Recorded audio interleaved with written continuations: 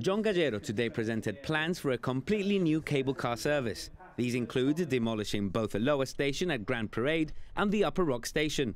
The towers and carriage lines would also be replaced to allow for new larger cabins, which could carry an increased number of visitors.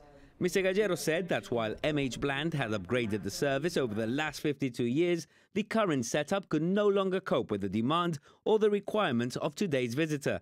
And more than often, tourists are kept waiting in long queues of over 90 minutes. The new design, he said, has been developed after many consultations, and lessons of the past 52 years had been applied to the final concept.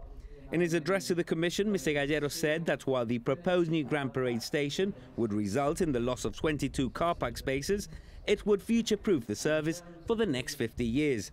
In response to questions from the board, Mr. Gallero said that MH Bland was willing to work with government on a management plan for the Upper Rock Nature Reserve, with Minister for the Environment John Cortes highlighting that at present the two parties had only had conversations and that nothing had been agreed or formalized. Daniel Feetham, who represented the Taxi Association at the meeting, opposed the plans for the new service on the grounds that it could have an adverse effect on the environment and on the nature reserve, an area that is protected by statute law. Mr. Feetham referred to the development plan and highlighted that a board decision had to be taken on the basis that members could be satisfied that the new cable car station would have no adverse effect on the environment or the nature reserve, given that this was a once-in-a-lifetime project. Mr. Feetham said that currently about 280,000 tourists visit the nature reserve each year, and that with the proposed new cable car service, this could increase to over 600,000.